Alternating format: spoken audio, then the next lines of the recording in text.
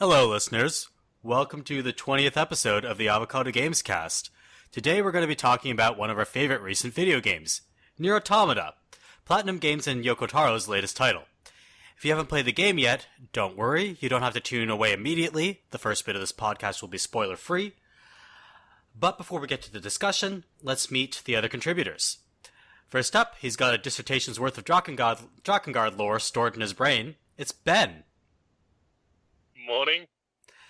Next, she could probably play the original Nier blindfolded, and she somehow made it through the sequel on mouse and keyboard. It's Operetta. Said it wasn't possible. It was possible, apparently. Oh, And yeah. finally, he just wants to give 9S a hug. Say hello to Zach Annan. Excuse me. And also, hi. Yes, I'm coming off of a cold. It's great. So, Yeah, well, I think what we've learned is that if you were an android, you wouldn't be sick right now. well, if I was an android, then all of my problems would be solved. Every single last problem. No I don't know, I doubt just about think Nier Automata, they seem to have a fair few problems. The existential problems wouldn't be solved. Eh, Yeah, minor details. it's fine. I mean, you got like a pod will take care of all your menial tasks. Yeah, exactly. Only if you're a Yorha. That's true. Otherwise, you're like one of those Everyone's resistant just members. like, hey, fuck it. Yeah, I mean, if you're Yorha, you get those really super cool outfits. If you're a resistance member, you're dressed in like I mean, why desert would garb. anyone not be Yorha? Like, the outfits mean- alone make it super worth it. I think You you're can't good. choose to be it. Like, they've got that sweet, sexy lederhosen. It's great. Right? It's like Taro Yoko took one look at the Kingdom Hearts part where Riku was blindfolded, and they're like, I'm gonna go with that. Right? Yep, Not that I'm complaining, I love it. exactly. I do love the aesthetic. So let me mention that. I was waiting for some explanation on their fucking outfits for that entire game, and No, they're just like no little explanation. No explanation is needed. Like, you just look at it. Look It's at it, hot. and you understand. Yeah, there's something that's sort of like there's never an explanation for it, but there's a moment that makes the outfits completely worth it. That I think we'll get I to. was at least expecting a rationalized explanation for the blindfolds. I mean, they don't really need eyes, right? Because they have other sensory organs. I That think it's like double. technically that there's some sort of goggles and they can see through them. It's just that's what they look like. It's Like, the also- future. Yeah, eyes and all that. Yes, it's like Yeah, a that's where the thematic HUD comes reason for from, it all, but I was obviously. expecting like something to do with like, oh, and we have these blindfolds for yada yada yada, and then like some big reveal when they took their blindfolds off, and they're just like, no. No, they I just mean- take their blindfolds off to cry. That's what we. Yeah, basically. Yep. And it was effective when we did first see that when we did see their eyes. It was. I think. Yeah, it's made for that emotional impact at the end of the day. Mhm. So I guess I should mention that. So Ben and Operetta, you guys are fairly familiar with the Drakengard / Nier series, right? Yes, although Automata is the only one I've actually played. I read Let's Plays of the rest of them. Okay. I have played most of Drakengard 3. I'm like one level from the ending trying to collect all the weapons. I played like half of Drakengard 1 and don't do that. That game's shit. And I got all the endings in Nier and all the main endings in Automata, but not like all the fucking dumb joke ones because I deleted my file. Okay, yeah. And Zach and I, I guess we're mostly unfamiliar with Nier. I mean, Yeah. I've read and watched some lore summaries to sort of.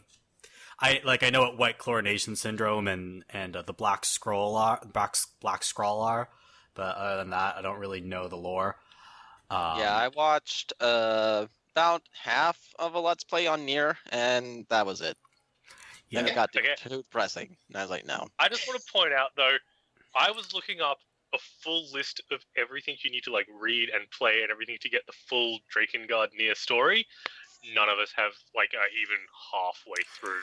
There's, Well, we'd have to Wait. watch a Japan-only stage play, I Yeah. believe. there's 20 entries on that list before you get to Drakengard 3, which is the earliest game in the chronology. Yeah, And there's a then there's- lot of lore. A series of 7 books you Yay. need to read in between the playthroughs, like in between the different endings of Drakengard 3, and that's not even getting into the Nier shit. I'm sure there's somebody who's like accumulated all of this. It's just like one guy in Tokyo. He's gone to every performance of the stage play, and he's just got like a big Emil Oh yeah, 'cause mask. that's the fun bit. Half the books aren't in English, so fuck you, I guess. I mean, that's not even like a things you need to do. It's like if you watch Drakengard ending E and have an idea of what went on in Nier, you're pretty much set, in my opinion. You don't need to know about Drakengard 2 or 3. Well, Drakengard 2 is not Drakengard really didn't have- part of the whole thing because it wasn't There's made like by a weapon Yoko story Taro. about it. All right, so I guess how we'll get into the meat and potatoes of this now. How this is going to work is that for the first 15 minutes or so, we're going to talk about the game with only very mild spoilers, like we've been doing right now, so that anyone who's interested can listen.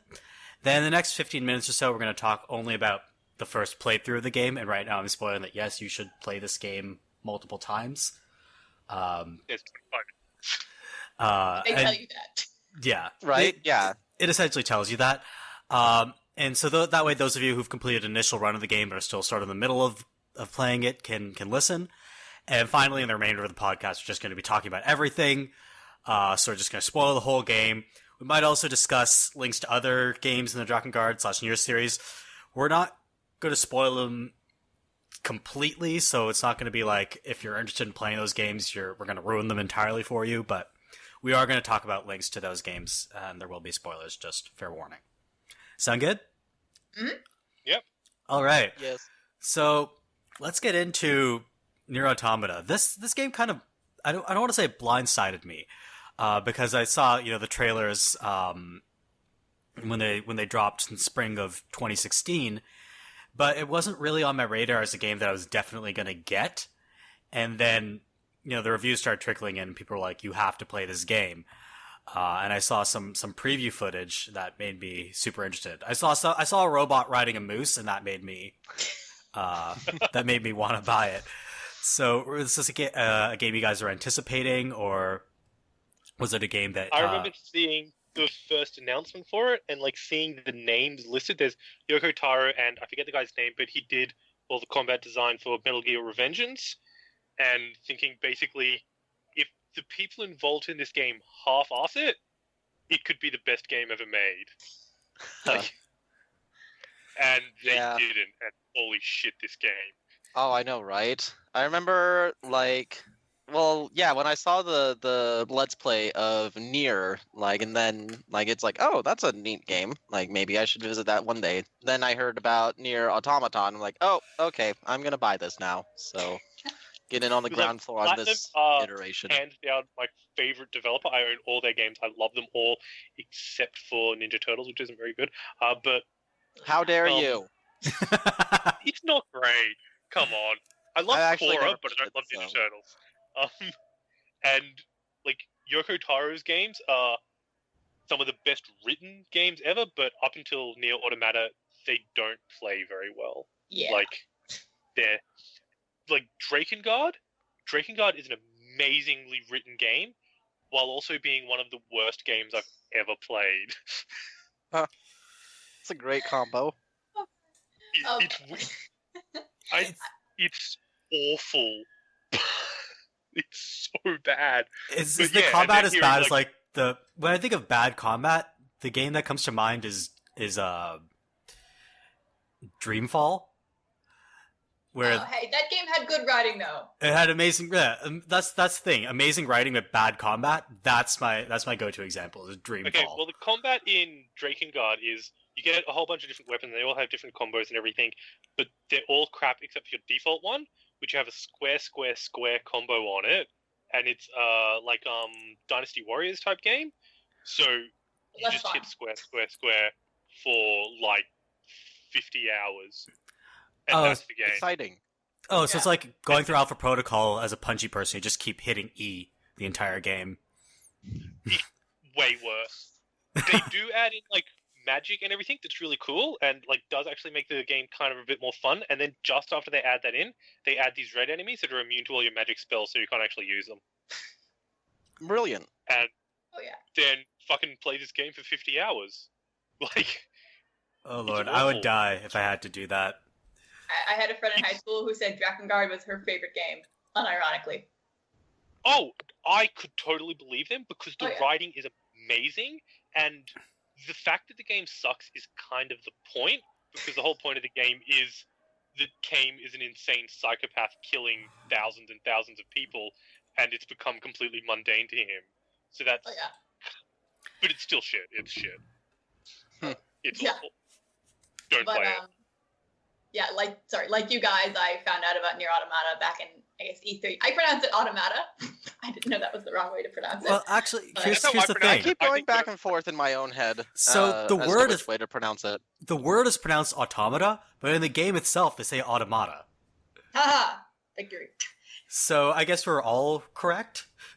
Everything know. is Or we're all wrong. Depends on how you want to look at it. So Operetta said you saw it back at E3, and then Yeah, back when the first announcement trailer came out, and I was watching E3, and I legit started screaming because I'd read the LP of Nier, and I'd enjoyed it because I didn't have to play the game myself, and I could just enjoy the emotional story beats. And so I was like, okay, Taro, Yoko, all right, I'm ready. And then it was Platinum. I just like, yeah!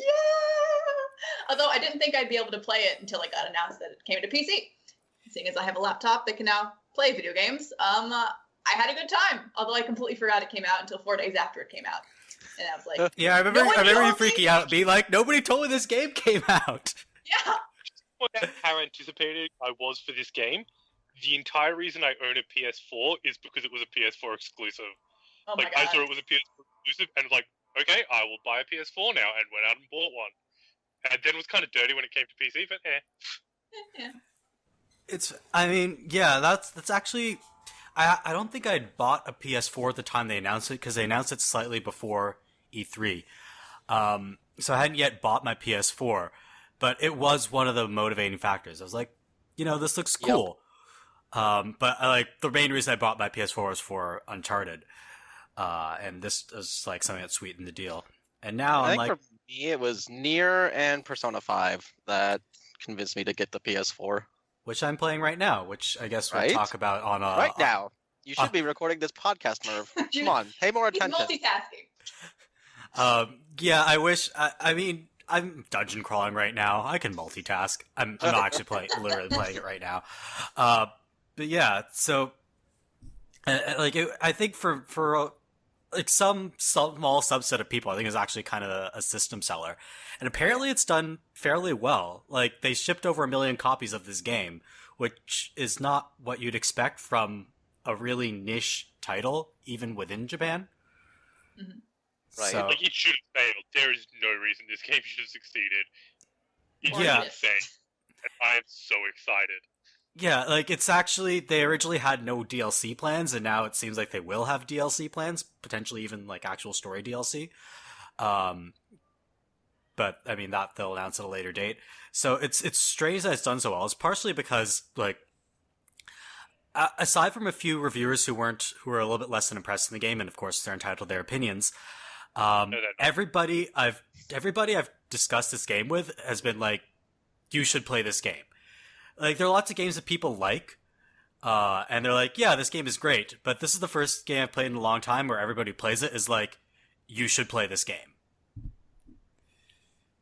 Yep. Because I also think it's like a game that if you watch it or if you watch someone else play it, it's a game that you need to play yourself, if you know what I mean. Yeah. Like, so much of what it does is like examining the artifice of video games. So watching someone else play it, it just doesn't have the same impact. I think that's one of the very strong strengths of it. And it's fun to play. Even, I said, on PC, I did the entire, which took a fair bit of modding to be able to run at a reasonable frame rate, even though my graphics card isn't half bad. But even with the keyboard and mouse, once I got my, keybinds down, it was fun to play. How the fuck Right? does that work? What? You double tap to Aim with a dodge, keyboard and mouse? and Yeah. then you, I guess most of the combat is already mapped to the mouse buttons, but some of the combat is on the keyboard. It's hard to explain. So you I can control explain it. in theory with I the want to keyboard. hear the explanation. Yeah, let me explain. I did it. Okay, Yeah. so the default key maps are really stupid, and so I just redid it. My sister played the game too, and we kind of collaborated on how to do it. So we just ended up, you control with WSAD, and I ended up mapping light attack and heavy attack and, the pod button. Alt to like comma, period, and backslash. So shift would also be a shooting button. And for my first playthrough, I did jump as space, but I then changed it to M, so it's right next to everything else for convenience reasons. And then I made a space out of the fire button. But no, I did it with my mouse, but then it just felt like I was just, because you can do light attack and heavy attack with Wait, mouse. sorry. Yeah? Trying to figure out how this works, like looking at my keyboard. How did you control the camera then, if both your hands are on the keyboard? Oh, I pretty much didn't. I did if I needed to, I could like reach over and like spin the camera like left. Oh, that's amazing. That is, yeah, that's great. I didn't do much camera control. I used lock on, and I also had the camera control in the slowest, like reduced motion sickness settings anyway. Because I'm really not one, because camera spinning kind of makes me motion sick. So yeah, I just things turned out okay though. That is some Bravo to you. impressive That's dedication. Right? Yeah. Yeah, that's epic. Yeah, I actually tried with mouse and keyboard briefly. The problem is the game doesn't allow you to rebind keys to mouse buttons, so there's no way of changing the bindings on the mouse, which is really annoying. I was going to play it mouse and keyboard, because I was going to rebind some stuff I have thumb buttons on my mouse. I was going to rebind some stuff to those, but I couldn't rebind anything to mouse buttons. So I was like, nah, this is not going to work. But So yeah, just if broke I was out the like walking controller. around or needed to move the camera when I was just like, walking around or whatever, I'd use the mouse for that. But yeah. That's crazy. Yeah, Yeah. The start of my second playthrough, I had to do some remapping for that one, but that's beside the point. Oh yeah, Right. we'll get to that in a little Oh, bit. Yeah. Yeah, One thing I so want to mention on the game, just on the first playthrough kind of thing, where I guess we're just talking about like gameplay and shit here as well. yeah, Like, as much as I do think this game is amazing and probably the best game I've ever played, it's not perfect. It does have a bunch of like serious issues that I think need to be fixed. Well, not need to be fixed, but like could be to be a better game. For one, I think the game's really easy. Like, I don't know if it's just because I'm used to playing like Bayonetta on Infinite Climax and all that shit, but when you get the fucking I forget what it's called, the chip that gives you like the slow-mo witch time? Overload, Overdrive, yeah. overdrive. Oh, yeah. I knew it was over something. Yeah. That shit is broken as fuck. I It never made me used feel happy Overdrive. though. It made me feel happy. I spent. Are we allowed to spoil the first playthrough here? Like, who you fight as boss? I guess let's move on to spoiling the first playthrough. So, from here on in, if you haven't played the game yet, there are going to be spoilers. But you should play this game. All right, let's spoil stuff now. The first All right. playthrough. Yay! Adam, where you do it in like the little white fucking city thing. Yeah, that was fun. Oh, mm-hmm. I spent that entire fight in slow mo. How'd you get that? How'd you get that chip before that fight though? I didn't get that chip till like almost at the end of my playthrough, and that was only buying it off a meal. I think I bought it off a meal. Oh yeah. Yeah. I That makes never saw sense. Emil, like as his little shop thing, in my first playthrough. Not at I remember- all. No, Oh my god. like- He starts Yeah. wandering around up Forest King. okay. Like I only saw him after, like, in the second playthrough. Like I thought it was just a thing that unlocked in the second playthrough. No. As soon as his little head rolls off, he just starts like rolling around the map, Huh? singing this little song. Yeah, you just have to find his icon on the map and just go check it out. Fucking Okay. screaming when Emil showed up. Like, Right? Yeah. I have not played a game that had me screaming like bullshit, no fucking way at the TV as much as this Yeah. game. Well, and the way that he not- shows up is just so fucking random. It's just like 1 minute, like you're fighting a robot, and then all of a sudden its head explodes, and there's Meal. And you're like, what? What the fuck? Not expect any of the characters from Nier to show up, and the fact that they do him and Deviler and Popular show up is just like, oh my god. Not even that, I didn't even notice, if you go back the very first time you get to the resistance camp, Hmm? in the back, like, you know that bit where you go off the side and it goes all 2D? Yeah. Yeah, Deviler and Popular are just hanging around there at the very first time you get there. Oh yeah, I know that. Like I was like, can I get back there? I want to talk to them. Yeah, I completely noticed don't- there are two Resistance members who look different from the other two, but I didn't know who they were until. They're back in like the 2D side-scrolling part. Yeah, I That think you can't it's. talk to. They're just like off in the distance. Yeah, I saw these characters who look different. I was like, hey, pink-haired people. I want to talk to them, but I couldn't. But Emil's Okay. shop is wild though, because it follows apparently 2 paths, and you can only get certain things on a different path. And like the rare path is where you can get like the items and stuff, and like the weapons. So like at the very end of my, I guess, first playthrough, I ran into him on like the rare path where I like picked up both the weapons and the dress module, which is the best. What's the dress module? I Right? never saw it. Oh, So yeah, because the second path, which is apparently rare, he like runs past the resistance camp. You can get 2 combat bracer weapons from him, and something called the dress module, which I didn't really expand it with 9S too much, but no, you can change your outfit. Like if for some reason, this is more of a second playthrough thing. Like you can change what your characters look like via the dress module, usually via removing some of their clothes.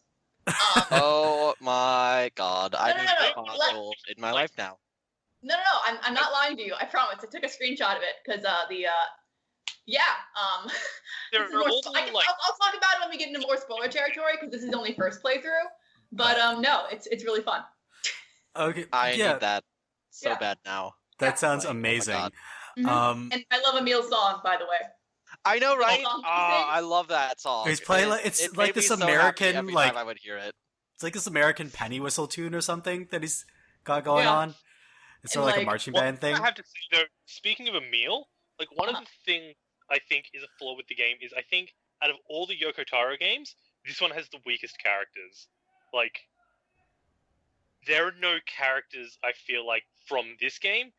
If they showed up in another game, I would have the same reaction that I had to Emil showing up in this game. If you get what I mean. Yeah, I get what you. This is Emil's awesome. Right. But like even like the other characters from like Nier 1, like Kayane and everything, they're the Yeah. fucking best. And there's like even playing Drakengard 3. Drakengard 3 has the best fucking characters. Even Drakengard 1, which is shit, has all the characters are awful people, but they're interesting.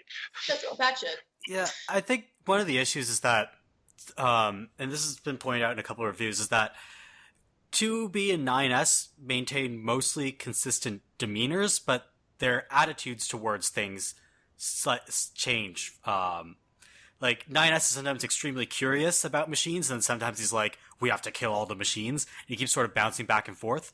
And 2B bounces back and forth between how compassionate she is about the machines, and there's some stuff later in the game that rationalizes this for 9S, for 2B, sorry, but 9S still seems like he's a little bit of an inconsistent character. I wouldn't say I that. think- I mean, it's probably. 9S Sorry, I is don't mean to talk over you. Yeah, we're going to talk over each other a lot. Just keep going and try and power out the Say other that. person. So, Um, Operetta, you're I saying about the characters? Yeah, I mean, as you know, it's the storytelling. Like when you're in the desert, and Mia's like, "Oh, these people are, they're not saying anything. They're just imitating human culture, et cetera, et cetera." And machines can't have feelings, as you, the player, like murdering all these machines. Like, don't hurt me. Right? Thanks, feel like I kind of feel like their lack of characterization is pretty in keeping with the story that Nier Automata is trying to tell, though. Like, Yeah. the fact that I none of wasn't, these like- people are actually like human. For them to be Like- like not like perfectly consistent or like have perfectly well formed personalities or whatever. Like, I think that's pretty in keeping with the is- story. Yeah, I didn't The think I wasn't like, oh, this person's out of character. I didn't have any moments like that. Oh, I didn't think they were ever out of character. I just didn't connect to them as much emotionally as I did to the previous characters. Like even I was so hoping the King of like something about Facade was going to show up when I went to the desert, and they're all wearing the masks. It shows up in a side All right, quest. then you find out that the facade has been gone for thousands of years. Yeah. I'm like, oh, okay. Yeah, but it's like, I just didn't. I don't know. Except for Pascal. Sorry, Pascal. Fucking amazing character. I love Pascal. I want an I love entire Pascal. game about Pascal. Yeah. Pascal is great. Pascal is the best. Okay, Pretty so I want an entire game about Jean Paul. Oh my god. He was Paul. fun. Clearly referring to Jean-Paul Sartre, or however you pronounce his last name. Sartre? Why the Sorry. fuck was his name always beeped out when 2B said it? That's because Japan get and that, like or am I licensing or crazy? some shit. Yeah, so why 2B can't see the names of like the boss machines? Because she's not a scanner. So that's data that's unavailable to her. Yeah, because they're all like little foreign languagey things. Oh And, my god, that's yeah. pretty I clever, wanna actually. Back to Breaking Guard 3, but we're gonna do that at the end, right? Yeah. Yeah. Okay. Because there's some fucking shit with that, and it's crazy and holy shit. But anyway, continue. Yeah, so I think we were talking earlier about the combat and how it actually gets too easy. So I played it on normal, and I'll admit I'm not great at video games, so I died a few times. Everybody But did. it gets so much easier once you unlock auto heal and deadly heal and offensive heal. You basically turn yourself into a tank who can just like you take damage, and the second you take damage, you're like it just you reabsorb all of that. Auto heal, best heal. Yeah, especially if you're using offensive heal, you just shoot at machines and you're healing as you're shooting. So if you constantly have the Gatling gun going, you're just gaining health. So it Yeah. becomes When I started completely playing, broken I had, later. The 3 different chipsets, like one for offense, one for movement, one for healing. By the end of the game, I had one, and it was just healing, because fuck it. Yeah, like I've just had one chipset that I rolled through. Except then I added a couple things during my second playthrough. For reasons we'll get into when we get there. But Well, let's yeah. get there right now. okay. Actually, before we do, I just wanted to say one more Okay, thing. sorry. Yeah. Yeah, go ahead, Ben. Continue. Sorry, now I'm just trying to remember. My own just went blank. Good job. That's fine. We can sort of noodle around here a bit more until Yeah, you okay. remember it. Now let's go to the second playthrough stuff. Okay. Can I talk about one thing about the first route real quick? Yeah, so, sure. So the part where the game started really getting to me was the amusement park section, because it was obviously based off a place called Tivoli, which I'd been to over the summer and I thought was really cool. It's like the proto Disneyland or whatever in Europe. And so I'm like, I'm sitting there being like, oh, these robots are all happy and having fun. I'm going to have to murder them later, aren't I? Oh my God. And so like, Except you never really do. Like that's Yeah, the best part. You can run but I through that thought I whole would amusement have park to. and never have to kill them. Like I love Unless that. you accidentally leave your partner set to aggressive, and then he fucking kills everyone, and you're like, what are you doing, Nines? Stop it! Good job. But no, but the entire game, I had the expectation, oh my God, they're all so happy. I'm going to have to murder them at some point. Like, this little, a big brother, little brother, and they gave me stuff, and it's a family, and the tank shooting balloons. Okay, I killed the Right. tank because I didn't know I had to go continue. But besides that, everybody else lived. And then the section after that was like immediately like once you finish the boss of that place, which was banging and had the best music. That boss was fucking incredible, right? Yes, it was. Yes. It was amazing. I love that boss. There's a reason that's the boss they showed off in pre-release footage. At E3. Yeah. And they didn't even show half the shit that boss does in that video. Like, that boss I remember sucks. thinking, like, oh, so I've pretty much seen everything that this boss does and everything. And then like, oh, no, here's fucking phase 2, motherfuckers. Get in Yep. with like the banging like My semi-opera music in the background. Yeah. That was a boss my wife was going to like go get ready for something, I forget what and everything. And she just stopped. She sat down and watched me fight this boss because that shit is just, what the fuck? Oh yeah. That boss It fight was is fun. amazing, and arguably it's not even the best boss fight in the game, because there's some boss fights in later playthroughs that are just like, holy shit. It was a wild boss though. And the Yeah. other fun part about fighting bosses and in general is I hope you all played this game connected to the network / the internet. Because Yeah. Oh my god. because the little like the Just, dead bodies of where all the other players yes. died, and Yep. when you die, your place will be uploaded to the internet, so you can like get like full heals and like stuff off the dead bodies of other players where they all passed out. So just like seeing exactly where people died is hilarious and also There's- very effective. Dark Souls shit. Like, you walk into a room and see all the corpses and it's like, well, shit, something. You're like, yep, I'm Yeah. gonna die here. You Yeah. can tell that. There's one we talked about, like the music in in the opera boss fight. Whereas one place, this game uses music really effectively and in ways that really enhance the experience. So you guys know you go to the factory later in the game, Yes. to meet with the machine cult. And Oh my god, the That was- music that there. was- okay, so that was super clever, so right? great. So these Yes. machines are chanting, we will become as gods, become as gods, become as gods. And Yep. then that becomes that chanting becomes part of the music. So you hear like, become as gods, playing in the background with the music. And Yeah, that is just talking about like all Yoko Taro's games have that kind of shit in the music, and they're all incredible. Like Drakengard 3, all the bosses are these chicks that sing this song, right? And every single one starts with like the chick singing, and then she's just like singing one continuous note that starts to break up as like she like loses breath and everything, and then as it breaks up, that becomes repeated as the beat of the song. And it gets And like dubstep. Yeah, pretty much, and it's fucking amazing. And it's like because you do it like 5 times, and every time you do it, it does it again, and you're like, shit, that's still amazing.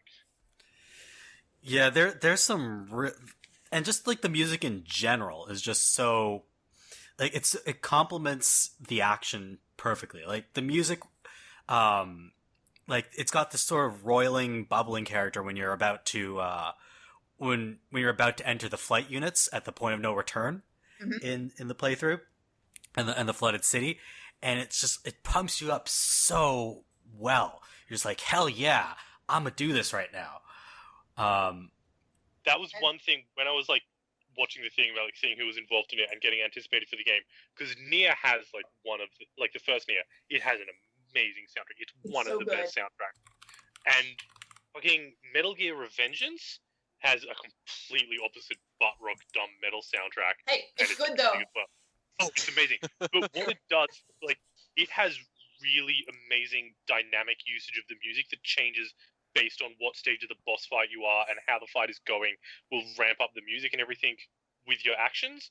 So the anticipation of seeing those two things together and what it ended up being in the game was just so good. Yeah, And so the composer's name, just to give them a shout out, they're Keiichi Okabe and Keigo Hoashi.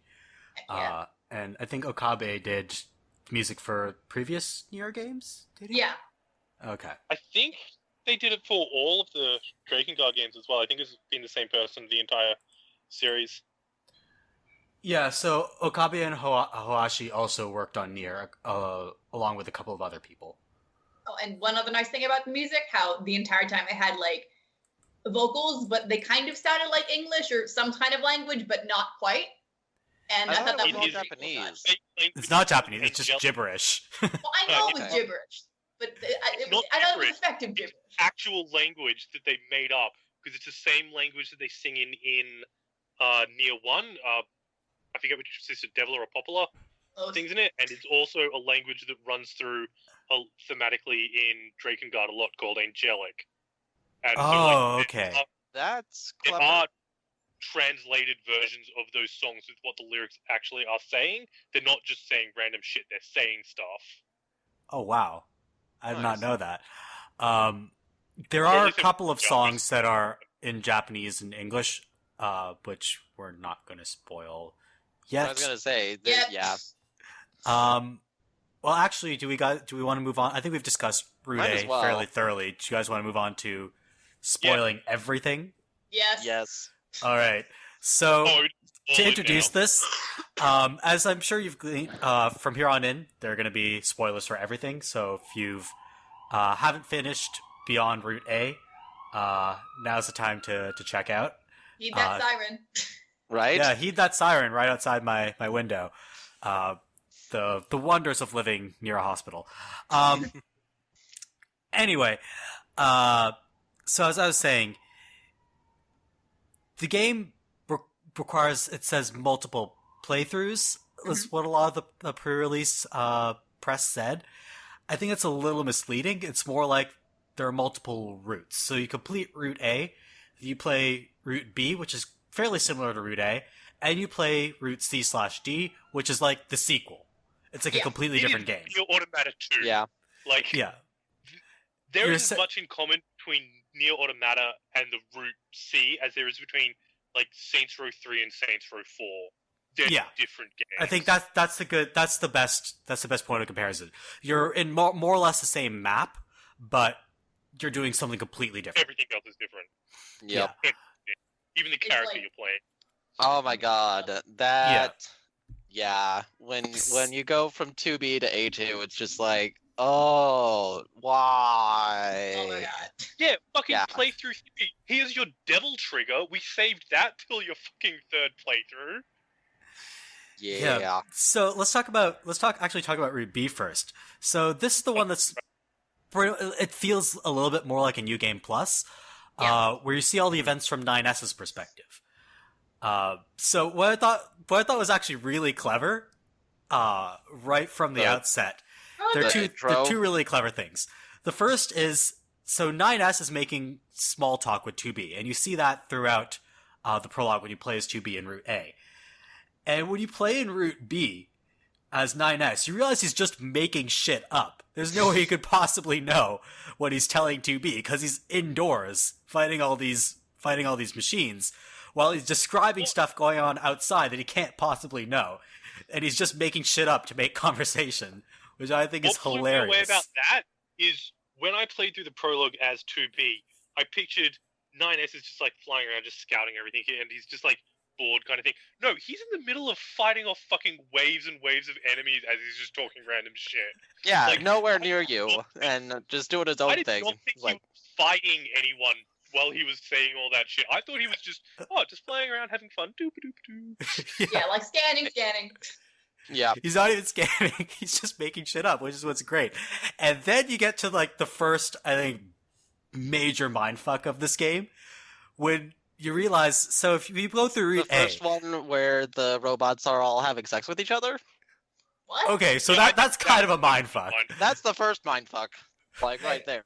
Like I think I missed that. Repeat that. The robots all have... Yeah, in the desert. Like, right when Adam is getting born. Like... Oh my god. that's Robot Cunnilingus. Yeah. That's what that is. Yeah. I literally never made that connection. I thought they were just like... No. They were. The second time I thought it looked like that, but I was like, "What?" I never consciously. No, the robots are. They're saying love, and they're trying to bang. Well, that's the thing. It's sex and family. So there's scenes of robots trying to like raise other robots. So there's like family robots and there's sex robots, all sort of mixed together.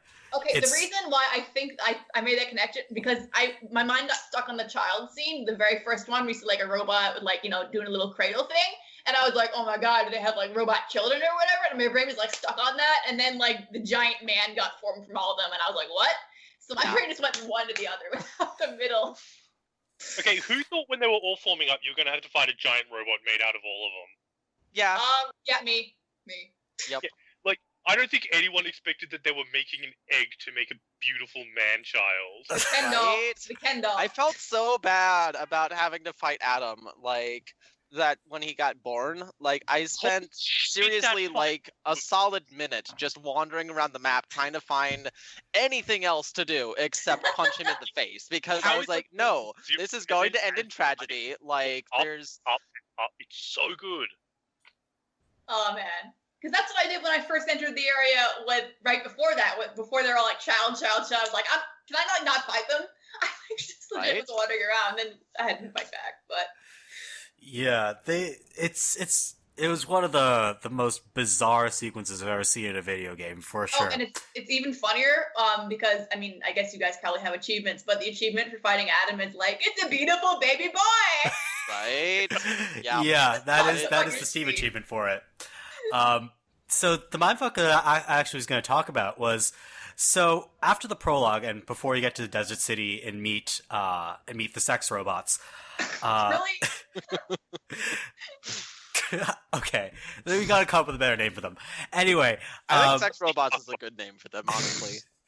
So, what happens is 9S tells 2B to go into her configuration settings, which turn out to be your configuration menu, and to mess with your settings to make sure that they're all good to go. The brightness. I'm like, why are we doing this after the prologue, 9S? Yeah. Right. And then you realize that... Playthrough 2, yep. That's why you're doing it. So 9S says, yeah, I'm recording this, by the way. And then in playthrough 2, he was actually recording it. You You see, gotta sit through it. Yep. yeah, you see like your exact mouse movements, selecting the exact menu options you selected. You see yourself messing around with the brightness, and like I tend to pause during cutscenes and stuff. So there's just like mine took like 5 minutes to run because I was just like sitting there, probably like eating a sandwich during it. There's like 5 minutes of a blank How you screen. see 9S's Nice. internal monologue reaction to what you say.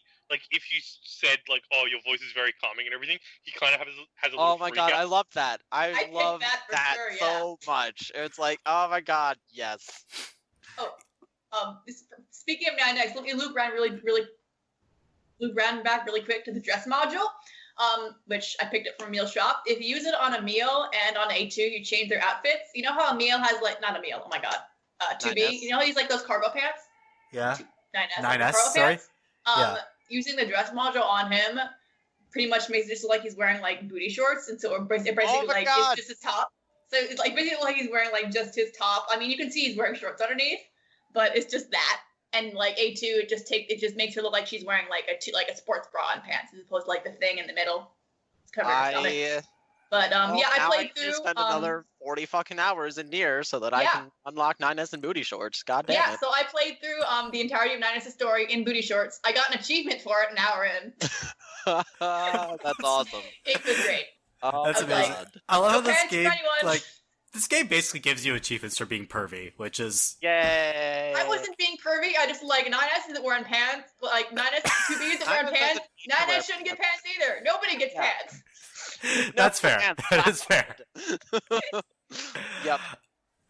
Yeah. So speaking of 9S, you're playing as 9S in this playthrough, and we were talking about the Simone boss fight earlier, where you're introduced to the hacking mechanic in Route A, and you Uh-huh. think, oh, this is a one-off thing. Nope. Nope. Yeah, this that's is basically New Game the Plus entirety of right the there. combat in Route B. Yeah. What I love about that is that fucking all through Route A with 2B, you get hacking modules to plug in, and you're like, what the fuck do these do? Yeah, I only don't got one of them. any It hacking was off modules like. in Route A. No, I had I to got get one. Start dropping for me until Route B. I think I Well, got one off like a dead enemy. Like maybe off of They one drop. player. They start dropping towards the end of Route A, and you get very few of them, and they drop at a much faster rate in Route B. Devil and Popular sell one of them, I think. Emil sells some, and like you can buy them all through Route A, and you're just like, what? And I was like, playing, like I guess I'm gonna figure out how to hack as 2B later, and then like, oh no, this doesn't count Nope, until I'm playing. it's 9S. completely character. Oh yeah. Yep. See, that's the one part I Like, did just- get spoiled. I did get spoiled that we were playing as 9S in our second playthrough because I was like, looking up stuff on Steam regarding keyboard and mouse, and someone was like, oh, Route B is going to be impossible for those with a keyboard. I'm like, yeah, fight me. And so, but yeah, that took me a few tries once I had to figure out how exactly I could do the hacking minigame comfortably while still shooting at things. The answer was to remap the fire button to space. Yeah. Yeah. Oh wow, you're a trooper. Oh, yeah. I have to say though, I don't think 9S's playthrough was as fun. Like it was really cool and how it was so different and everything, but I much preferred the actual fighting to the hacking. Yeah. Yeah, what I'd say about I ended up preferring the hacking after I got used to it, just because it was so much like when you get good at the hacking mini games, like you can go through them a lot faster and take out enemies a lot quicker than you can by I just smashing them with a hammer. Like you can get through it a lot. Like it is more effective, no doubt, but it just is also less fun. Like I said, I play a lot of like Bayonetta and all that shit, and I Yeah. just really enjoy that style of gameplay. And then like completely removing it from like the second playthrough, it's just like like I even ended up spending most of my 9S playthrough using his melee attacks instead of hacking because just fuck it, why not? I mean, his melee attack is crazy OP that too. sounds- It's Um, okay. I Can mean, we it's just obviously talk not about- nearly as good as 2Bs or A2s, but I can't imagine punching things to death as 9S. Like, that's just I so long. Just kind of backtracking a little bit and everything. Holy shit, the attack animations in this game are some of the best I've ever seen. Yes, They they're are good. They feel good. Right? I remember just sitting in, the big open area in front of the factory, like, Oh, yeah. where you come out and you fight. Like, I just spent, like, about an hour there, like, just watching every single different combo you can do, and how each different weapon combination has a different animation for swapping between the moves mid-combo. And, like, the one you get with the fists and the giant swords, where she throws the fist up and then, like, baseball bat swings it. Batter up! And Oh my god. also the fact that she misses sometimes. What? Just, like, I know, I like, love when that she does combination, yeah. when she does a baseball bat swing, like maybe 1 out of every 10 times, she completely misses the fist and just doesn't do the projectile attack, because fuck you, she's not perfect. Or the fucking, I think it's spear and heavy sword, where, like, she throws the Yeah, spear. it puts the spear ground on and the you, ground like, and then just spins around it, like wielding Yeah. the heavy weapon. Well, even- Yeah. There is a combo she does with the spear. I think it's the heavy attacks with the spear, where, like, she rolls it over her shoulder, it stops, then she kicks it back up and flips it. And then she has different animations for putting away the weapons if you idle for too long when you have the weapons out. She has different weapon stances. She have different taunts with the different weapons. Like, if you have the big sword and you do the taunt, she, like, stabs it in behind and just kind of, like, leans back with her arms crossed on it. There are so many, and they're all amazing, and I love it. Yes. The other thing I want to note about in the same sort of vein is that this game controls really well. Like, even when you're, well, yeah, if you're not playing on mouse and keyboard, it actually controls super well. Like, I came off playing a 3D platformer released earlier this year called Poi, and it did not control very well. And going to this, I was like, this is an open world action game. Like, it's an open world RPG, and it controls better as a platformer than a lot of platformers I've played. There Which is is Well, you nuts. like to play really shitty platformers, Merve. So there's that. But That's true. No, There's- I agreed. It's a game that really I well. think is low-key one of the best features in the game, and that is running is the fastest way to get around in this game. Like, if you just hold the dash button and then start running, and you have a couple of run speed up modules, it's the fastest way to move. Because I've just been playing DrakeNier 3, and it reminds me a lot of Nier, where the fastest way to get around in DrakeNier 3 is you do your quick dash forward with the fist weapon equipped, then you can cancel that out to a jump, and then do an air dash, and then do a dive kick, and just keep looping that. And That sounds like a which lot is- of effort. Right? It sounds like a very huge pain. It's Yeah. very similar to the fastest way to get around in Nier. The first game was roll, jump, air roll, dive with a spear, roll, which, like, sounds irritating, but you do so much just wandering around in that game that fucking you get good at it. But riding the moose was fun. Oh And my god, especially- yes. Especially once you do the 2 side quests for the guy in the forest who just wants to take care of his animals, you legit Right. get, like, little moose fast travel. Like, they're next to all the terminals, they run up next to you, it's like, hey, you want to ride a moose to your next place? Yes. Yes. Oh, That one thing- was great. Because you get a boar in Nier 1 that serves the same purpose and everything. One thing they got rid of in this game, which I'm really salty about, you could do, like, Tokyo drifting style turns with your boar. I And heard you that was can't- still in the game. I didn't do it with his keyboard, and I have no idea how to, but I heard that it still exists. I haven't tested I it. spent ages trying to figure out how to do it on the boars in this one, and I couldn't get it to work. Oh, But well. it was the best in Nier 1, even though you could only use the boar in, like, one little area, so it wasn't that. Yeah, here I just thought it was great that you could just, like, straight up ride a moose. And, like, the great thing about using a moose is that if you enter an area with low level enemies, you can just, like, bash them around with the moose. It's the Yeah, best. just charge it straight up moose. Right? Level enemies, I was taking out huge things with my moose. Like, you know those weird little bird walker things? Uh-huh. Like the not Like- T-Rexes, yeah. Oh. Yeah. Mhm. Did you fight an actual T-Rex? Yes. There's one that look more like T-Rexes later, yeah. There's also like Wait, an there was actual one straight up straight up T-Rex in T-Rex. the The forest. fire At, in the forest. What? yeah, I fought him. Yep. Wait, Which It what? was. I It was felt a like big I felt like a machine wolf, but I don't remember a T-Rex. No, in the forest it was in my playthrough 3, in where the waterfall is, you jump down and there's one of those, like, little two-legged things, but it has, like, a T-Rex head on and a T-Rex tail and it breathes fire. Oh my god, no, I did not fight that. That is Yep. wild. There's That- I know there's like the mechanical deer, in the third Yeah. playthrough as well. Yeah, that's That's fine. in the side quest. Mm-hmm. But those are like just regular enemies. The T-Rex fire breather is It's like- basically like a boss, like Like a it's secret boss, extra boss, whatever. I'm gonna go fight that that. is one problem I had with the game that I think, like, a lot of the times you were if you were fighting an enemy that was a lot stronger than you, it wasn't hard so much as it was time consuming. Like, Yeah. also we haven't mentioned him, but best character in the game, Father Servo, right? Right? Oh my god, Father Servo. Servo was great. I didn't Servo finish took his forever to side fight. quest until my second playthrough, just because I was like, I'm not gonna find the rest of these ingredients. But I did like all the way up to 50 as Nina. Oh, see, Or 2B.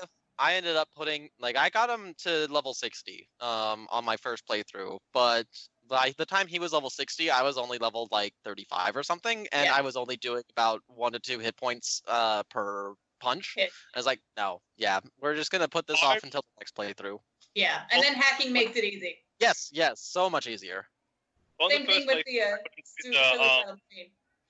you know the big giant form. I forget what actually level it is. Like the second last one. Yep. I got into that, but for the form before that, I fought him for like 30 minutes. Yeah, I did that too. I thought about fighting him for however long it would have taken, because I could have beaten him, but I didn't want to waste my time, basically. The first time I hit that though, when you get the quest to go find and you find the like robot in the desert that's all covered in blood, Oh, that thing was creepy. Oh, yeah. it was level 30 and I was level 12 when I found it, and it could like one shot me, but it was just kind of like dodging back and forth, like holding the machine gun down it, and it took me like 15 minutes, and it's like, oh my god, this sucks. Yeah, that's why I like ran into like I didn't run into him, but I ran into like level 30 machines all around him, and I was like, well, No, I died. I had then. to like scramble and get my body. Yeah. Yeah, there are lots of places in this game where you can die really quickly if you don't know what you're doing, or if you meet a really high level enemy, because it's possible to meet really high level enemies. And I use that only as a died signal. twice in that game. Like, I was only playing on normal difficulty, like Merve, but yeah, like I died twice in the beginning and never again. Like, once I got auto heal and offensive heal, I was just like, well, I'm immortal now. And the fact, like, you had mentioned this earlier, Merv, but like, or no, Ben, sorry, you had mentioned that the combat's kind of too easy, and it's like, you can up the difficulty, but it doesn't make enemies much harder. Harder? It just takes away so many quality of life things as you increase the difficulty. Like, going from normal to hard, like, you can't target Exactly. enemies anymore. Like, and that was the thing that kept me on normal. It's like, the combat is very fast paced, so losing the ability to lock onto an enemy and just having to manual it is kind of a huge pain in the ass, and it's not worth it. Yeah, that doesn't seem- So you that's can't even fine. lock on the ranged weapon? No. Oh god, that would make... Yeah, I literally couldn't play hard mode for that reason. Yeah. Not that You I'm need going to be able to lock on to enemies to use, like, stuff like the Gatling gun or the laser are just impossible to target otherwise. Laser is fucking- best weapon. Well, And- right. No, fuck you. The whip is the best weapon. The fucking scorpion pull you towards them thing with no cooldown. No, I meant like the pods, because you get 3 pods. Yeah. Yeah. The laser pod is the best pod. Yeah. Mm-hmm. The laser pod, I had a problem with the range on it because like Yeah, the whenever I range is too small. That's why I use the Gatling pretty much the entire time, because the range on that thing is basically infinite. See, I mostly used the pod for, like, just shooting down enemy attacks, and Yeah, the laser pod's way better at doing that than the Gatling okay. is. So, the laser pod's really good for that, yeah. But on the like dying thing, there is one bit I remember I died about like 12 times in a row, and What? it was, you know, when you were fighting Eve at the very last fight when you fight him and he's Yeah. like doing a big tornado shit and everything, right? And your sword starts breaking and your gun starts breaking. Uh-huh. And there is the bit where you get stuck in like the slow walk, and I could not dodge his fucking shots there. Like just doing like kind of like slow, and then I just eat like 30 shots and die. And I got so Oh fucking god, that just reminded me of the part that I died on most often, which wasn't very often, but it was it was Route C right before the 2B slow walk sequence. We have to go from the flooded city all the way up, and you can't jump or like unless you're like in like one of the places that decides to let you jump. Like I died like 3 times there, and then after I completed it, I'd accidentally wandered out of the mission area as 2B, got a bad ending, and I was like, well, I guess I have to do that again. It's really easy. It's hilarious how easy it is to get some of these endings. Like, I got one of the stupid. One is the best. Macro one is the best. There's a macro one. Okay. So I guess that's why people ate it all the time. Yeah, there's the one where you like Jackass gives you a. By the way, Jackass is the best character, hands down. Fuck you, Father Servo. Father Servo could take Jackass in a fight, I reckon. Well, Father Servo dies. There's that. His quest. Jackass does not. Jackass lives to the end. Yeah. So she wins by default. So Jackass gives you this fish, and then you eat it, and then you die. It tells you to save. It's pretty much like, yeah, you're going to die. Save beforehand. I mean, it does, but it basically warns you. I didn't process when I did it like at first, and I think I lost like half hour of playthrough because of that. It's like, god damn it. The other joke endings. We were talking about endings where you run out of bounds and then get an ending. Mm-hmm. So there's the one in the prologue of Route B where right after 9. Sorry? If you don't get in your flight suit as 9S, and you just walk down, what the fuck are you doing, 9S? We told you to get in the flight suit. Credits roll. Nope. Yeah, the thing is, I didn't know where the flight suit was, so I did this wrong twice. So I had to go through the stupid machine hopping sequence before that 3 times. Can we talk about the machine hopping sequence, though? Because, cute, though. Oh my god, it was so adorable and a little bit heartbreaking because like you have to maneuver around these like the pipes. Exactly, and you can't jump either because that causes it to spill too, and you're like, no, you I had to do that twice because I died at one of the shooting sequences when I was still figuring out my controls. Still cute, though. I just say fucking the fact that you trip in this game and like the characters stumble over shit and everything is so cool. Yep. I did like it, yeah. Yeah, that's why I have to be careful not to run over certain surfaces. The bushes. I don't think I've ever seen a game that does that before. Like, never. Everywhere else I'm kidding. Sorry, I don't yeah, think other than Super Smash Bros. Brawl, not a lot of tripping in video games.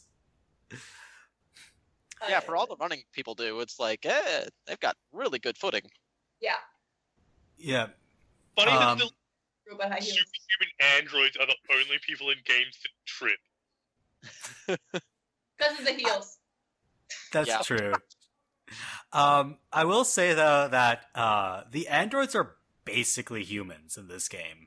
Like they're basically the human stand-ins. Everyone's human except not human, and that is one of the things. So we can spoil the rest of the games now, right? Yeah. Yes. Okay, fucking the fact that humans don't exist and they're not on the moon and everything. The fact that that's treated as a reveal, even though that's the plot twist in Nier, the first game, fucking did my head in. Like. It's funny because I was sitting there. I was like, let's go for the glory of mankind. I'm sitting there going, didn't Nier imply they're all gonna die anyway? All right, whatever, let's go. Yeah, like they're all like the glory of mankind. I'm like, Nier just said they're all dead. There aren't humans left. They haven't been humans for thousands of years. What the fuck? Yeah.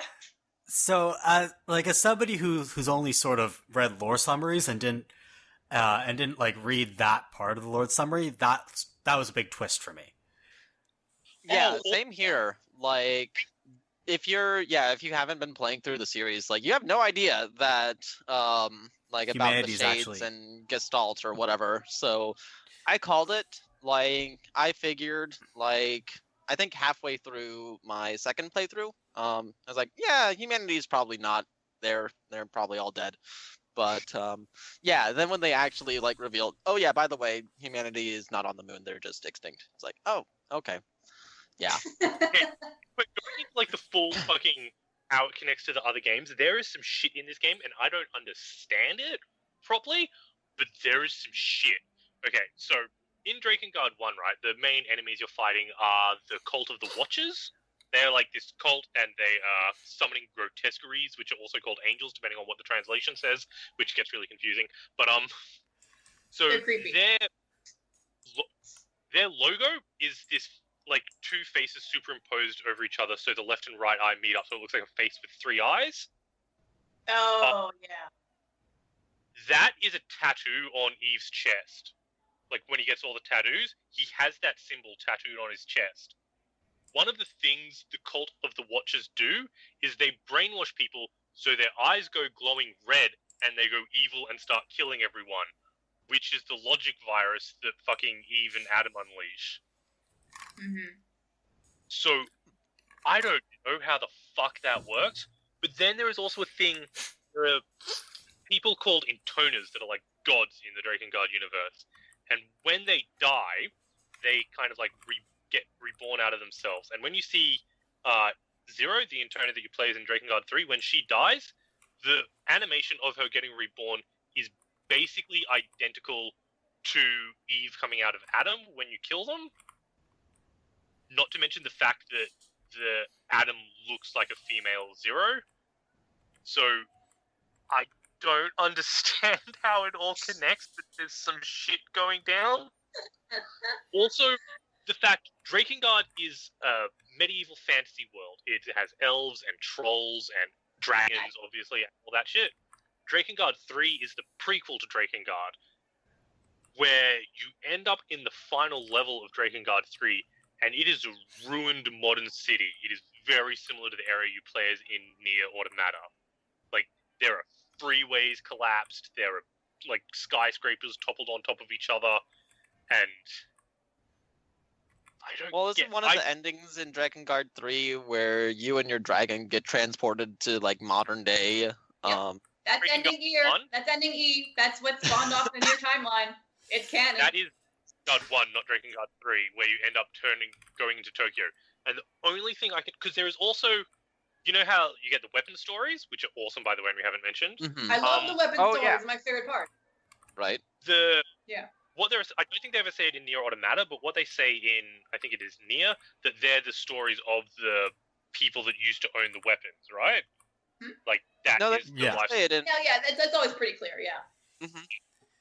There are weapons you get in Drakengard 3, which is the very earliest game in the timeline, that are telling stories of shit that goes down in the first Nier. So, the only thing I can think of is that it's like some kind of time loop. I mean, don't think too hard about it. Like, it could just be like references. Too late. But it's fun to think My brain just melted. Oh, and the other thing is that language that the bosses' names are written in. That's on like the boxes. Mm-hmm. Yeah, when you're playing as 2B and you can't read and everything, that is angelic, which is the language of the grotesqueries / angels from Drakengard, and is all through that game. Right. So, correct me if I'm wrong. Nier and Drakengard are set in alternate universes from each other, right? Yes, but then at the end of Drakengard 1, the protagonist and his dragon crash through to quote our universe, which forms the Nier timeline. Right. Yeah, so maybe it's one of those things where stuff gets like all these alternate universe stories. Like one universe is like the other, but with some slight changes. It might be something like these things are just commonalities across universes. Sorry, there should be a point. Drakengard is explicitly our universe that is split off from our timeline. There is like the birth of Jesus and all that happened in Drakengard. But shit went sideways in Drakengard's universe. That's the summary of its entire series. Shit went sideways. Just a bit. Time loops are a core plot point in Drakengard 3. The entire game is about time loops. So that is what put the idea of time loops into my head. So the only thing I can think of is when you get teleported to Tokyo in Drakengard 1, my theory is you don't get teleported to Tokyo, you get teleported back in time before the Drakengard universe started and caused the apocalypse that led to the fantasy world to take over the apocalypse, etc., etc., etc., and it's a weird time loop. That's my bullshit. But then, theory. where would humanity come from? Where are the Humanity humans? Humanity is the final form of the evolution of the androids as they've gotten more and more human and followed human history and etc., etc., etc. I can sort of see that. I mean, made the other themselves possibility is into- that, like, at the end of Route, was it C or D? I forget which one. You send the DNA evidence to the DNA it's D. data to the moon. It's deep. D. Right. So maybe humans get reconstituted from that DNA. No, you don't send data. them to the moon. You send him out into space. Yes, yeah, Fuck it it, is what? right So- into the stars. Mhm. Yeah. So okay, so that what might be happening is that each of these, it's like a time loop but on different planets. So we fuck up one Earth, and then we find another Terra Nova somewhere else, and we fuck up that Earth, and then go through the timeline, and then we find another Earth, we fuck up that Earth over and over and over again. Oh, question for y'all. Yeah. Which ending did you get first, C or D? Who'd you pick in the final fight? Hey, dude, I had to go with Best Boy 9S. Okay, Day2 9S. What about you?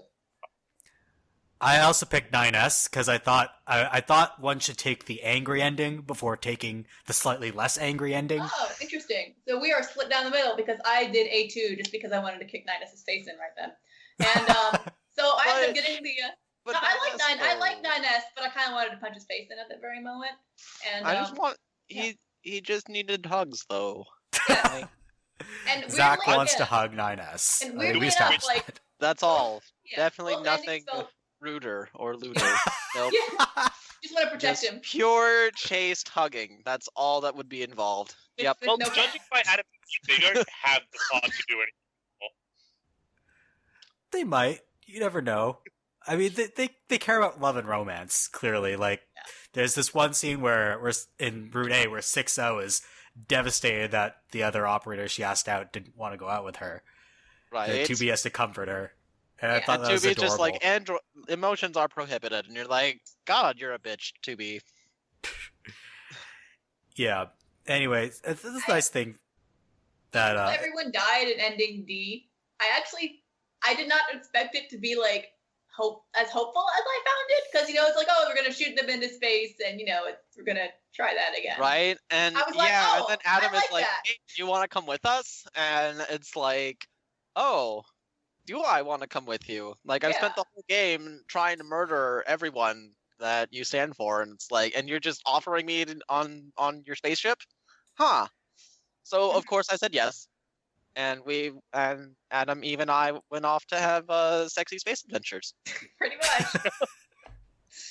I just want to point out, if you've played all the Drakengard games and Nier games and everything, and then you get to this one, and you didn't listen to the fucking joke Japanese-only audio CD that mentioned fucking aliens exist, that comes so out of left field. Like, oh, they're aliens. Oh, they're dead. What? Right? There- Yeah. Audio CD that is about a real fight off the alien invasion, and it's like. And oh it's yeah, just by the way, stuff- that's canon. Yeah. Yeah, that's Oh. panic. And also that's why all the robots look like a meal, which doesn't get brought up at all in the game. Wait, And you just Really? what? That's why they all have round heads? Yeah. because Emil is the first thing the aliens saw when they came to Earth, and Oh my we're god. like, oh, yes, this is what Earth people look like. So they based all the robots on Emil, and that's why they all fucking look like him, because of this dumb Japanese-only audio CD about him fighting off an alien invasion. I had no idea that's why they look like that. I didn't realize, I didn't put two and two together that, oh, yeah, all the machines look like a meal. I just thought they looked like machines. And it's like, oh, wait, no, now that you mention it, they do look exactly like a meal. I just thought Yoko Taro wanted to make a lot of things look like his creepy mask. I didn't know that there was actually a reason for any of this. Yeah. Crazy theory time. The aliens are actually the humans from the other time loop, and they that they sent down the machines to invade other machines. It's like Planet of the Apes, but not. I did kind of think before we saw the aliens, and I'm like, okay, so are the aliens going to be humanity in this situation or what? Did you guys all We get never the find alien out. mask? What? Did you guys all get the alien mask? Yeah. Yes. I Yes, don't I- recall. You do it by finishing the side quest where you give money to the scientist guy. Oh, yeah, I finished that side quest. I don't think I ever forget what it looks like. It's like a weird fucking alien mask. But I loved how just this dumb, stupid side quest to give this guy money completely changes the landscape of the game because that fucking tower is everywhere. Oh, I know, right? And it stays there, Yeah. yeah. And I didn't expect that. Okay, so side quest questions. I did all the side quests except for the freaking race side quest. Right? Yeah.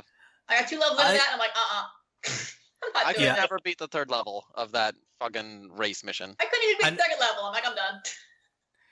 Yes, I also didn't beat That the I speed had, one. like, all the fucking speed improvements and just had like the entire build is just I can run faster than God. Bring it, motherfucker. You pretty much need to have all those item boosts because I didn't have any speed boosts, and it's like by the 3rd race, it's like, nope, you cannot beat him unless you mod yourself. It's like, okay, well, I don't care enough about it to do that then. So. Yeah, so that there are 2 side quests I didn't complete. That one and the one with Emil's memories because I think the game glitched on me and I couldn't find the 4th flower. Oh, mine actually glitched on me, I think, because I died, so I got to use the same flower twice.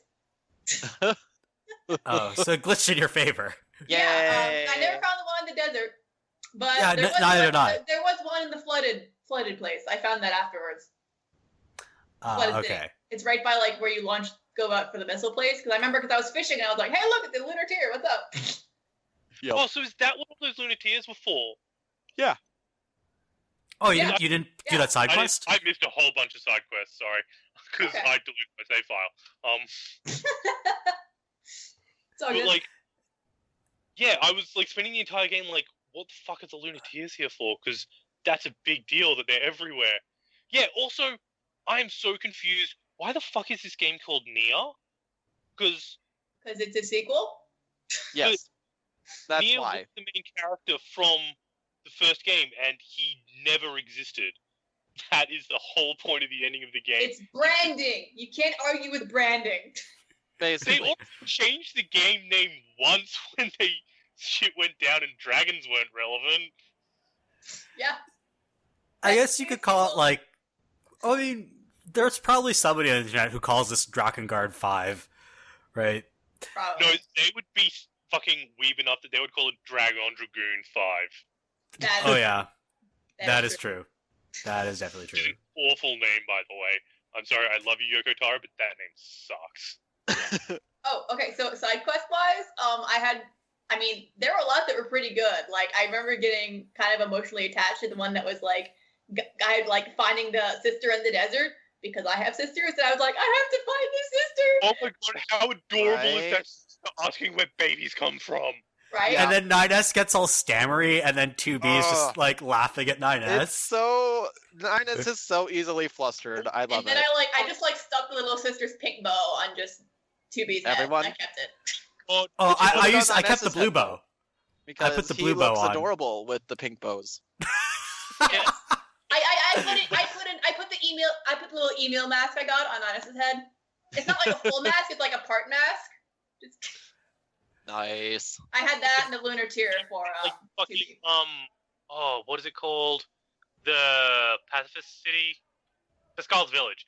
Yeah. And they're getting eaten by the fucking zombie ones in A2's playthrough, and you see the Oh. sisters getting eaten, and oh my god, I didn't see them getting eaten, I just assumed they were, and I was like, no! big sister with the pink bow is down there getting fucking eaten, and it broke my heart. Yeah, Yep. that. The You worst know, part of that, here- because I figured that was gonna happen. The worst part of that was afterwards, if you wipe Pascal's memory, she's selling the cores of the children. I'm like, no. I just Yep. stopped, like put my head over my mouth. I'm like, I can't. Yeah. Yeah. That You know what the shit- worst part of that is? Where she Jean takes Paul is the fucking only machine from that. Sorry, go ahead. the bit where she takes over the fucking Goliath, and you get to like just stomp through the ocean as the Goliath as Pascal is the coolest shit in that game. Yeah, it's like Yeah. this game fucking turned to Pacific Rim for a second, and I'm loving it. Yeah, and then you get back and it's like, oh, all of his children are Oh dead. wait, and you're like, here's oh. soul crushing. Oh, that was Yep. so bad. I was like, oh my god, no. Like I was like, okay, they're probably gonna be dead. Oh no, oh no, no, they Yeah, killed no, themselves. they like, killed no. themselves. Yeah. yeah, it's like they're dead. It's just how did they die? Oh, suicide. Like just they all fucking Jonestown themselves. Like Yeah, the saddest part is that the only machine from that village who survives is Jean-Paul. No, Because he that left. one, the lock-in kid, the shut-in kid survived if you did the side quest because he's still in Yes. his room. yeah, no, that's straight. You can't I open the lock. accidentally killed him. Oh, you. Oh. I locked onto something and like, oh, and I just hit attack, and then there was an explosion from inside that building, and I'm just, oh my god, what have I done? Actually, you know what's funny about that? If you fast travel and go back to the village, he'll be alive. Yeah, that is true. Because I'm gonna turn the cannon. Yeah, apparently they just resurrect themselves. Who knows? So yeah, that's actually, we were talking about the kids murdering themselves. This actually gets into one of the things I wanted to talk about the game thematically. Suicide. Yeah, well, there is a lot of suicide in this game. There was. But the interesting thing here is that, so throughout the first playthrough, you see all these different groups of machines taking different aspects of human society and trying to construct an entire society based around that. And most of them fail, right? So you see, like, the society that's built entirely around religion fails because it basically turns into a cult. And, yeah, the desert society doesn't really understand how love and sex work, so they make a crazy pod baby, and that doesn't turn out great for them either. But you think, Pascal's village... Well, in the sex robot's defense, they only make Adam and Eve because you come in and fuck up their shit. Like, I think they would have been just fine boning forever if you hadn't, started killing them. Fair enough. But actually... Most of the societies that go wrong are kind of your fault. If you think about it. It's the near tradition. Yeah, that's true. That's actually the other thing. But before we get to causing things to go wrong, what I thought was really interesting here is that you think Pascal's village has, more or less figured things out. They care about science and philosophy and all this great intellectual stuff, and they're going to build a peaceful society. And then you realized they're completely unequipped to deal with conflict. Because they built their entire society around intellectualism and pacifism. And they have no idea how to deal with outside conflict when it comes. So it just goes to show you that if you take any single aspect of human society and try to replicate it and build a society around that, it doesn't work. I take it you didn't complete the side quest where you gathered information for Pascal? Because if you I believe I did. Well, there's Two endings. Well, what was that? I said there's two potential endings of the side quest, but you can try to give nuclear fission data to Pascal. Yep. Yes. Exactly. And he will refuse it because he doesn't want his village to have the ability to defend itself. Like, that is a conscious choice on Pascal's part to live out his ideals. And by God, if he's gonna die because of them, then so be it. Right, but he ends up taking his whole village down with him. True. And the kids are unequipped to deal with fear. Yes. Right. There is that.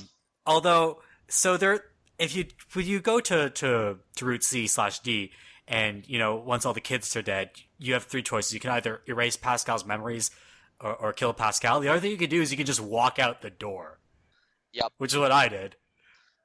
I think that's the best choice, just because it's like, yeah, no, you gotta learn from this shit, buddy. So. But you gotta erase Pascal's memories to get one of those sweet weapons. By sweet weapons, really? I mean the heads of the dead children. That is amazing. I honestly can't tell if you're joking. I Have you am played not this joking. game? I am not joking. You can buy a Mind Wipe Pascal starts a store where they sell machine parts because I found these, I don't know what they're used for. So Pascal's effectively, selling you the scattered parts of their village and children. And you can buy children's cores for money. You can buy the cores of the children to sell them for more money. And you can buy a weapon called machine heads, which are exactly what it sounds like. Oh, Lord. The weapon story for that is from the perspective of the weapon of the kids. That is so dark. I thought what I did was dark. Terrible. Oh, yeah, I thought leaving Pascal to stew in his own in his own Nope, it's even worse. despair was Yeah. horrible. Oh Lord! Yeah. I did not know it could get that bad. Oh yeah. This is a Yoko Taro game. It always gets worse. Oh yeah. I mean, come on. It's like I'm sitting there like, when I was first doing Sidequests, I'm like, okay, I know this is probably gonna be some Sidequest then badly or whatever because Yoko Taro. But then I forgot exactly how that emotional impact worked from stuff like the like the wandering couple. Did you guys do that Sidequest? Yes. Oh, yeah. Yeah. Wow, that was dark. Like, oh shit! Like, this is not her first rodeo with this guy. Like, oh Yeah. no, I might wipe him all the time. Like, this time I'm gonna make him, a little bit better at dealing with this type of shit. I'm like, what? Yeah. I was like, It's holy interesting, crap. and the interesting thing is that it parallels the relationship between 2B and 9S.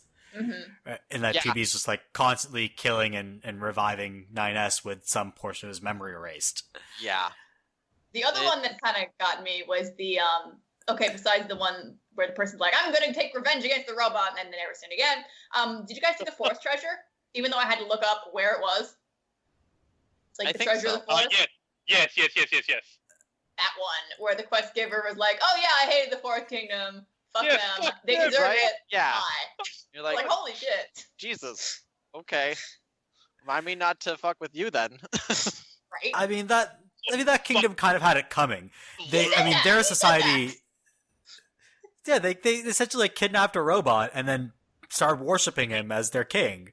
They didn't kidnap him. They didn't kidnap him. It was like he was the king. And then they were Yeah, like, let's it was the put king. his They put his Yeah. mind into his body, but then they were like, "Hey, why isn't this body aging? How do children work? I don't really Right. know." Oh, we're too dumb But to. he's- They literally say we're too dumb to Dumb figure this out. It's but he's really- cute. Yep. And then A2 murders him. Murders him. You're like, oh well. Little baby Emmanuel. But one Well, thing, A2 murders basically everything. the first time I played Shit. through, I played through A, I found a bunch of those fucking parts that you're collecting, Hmm. but I hadn't found the quest. So there's just all these chests that you can open, and they're like, "Oh, these are robot parts. I don't need this." And I'm just like, "What is going to happen that I need robot parts? Am I going to Right? play robot?" Well, there's that brief kinda do moment end up where playing you a robot occupy later. as where you're playing as Pascal for like 30 seconds, and like, oh shit! And then no, I found it parts was a in great my fake book. out.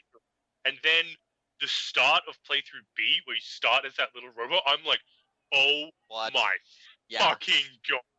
And then I yeah, was like, "Oh, I'm playing as 9S. That's still pretty cool."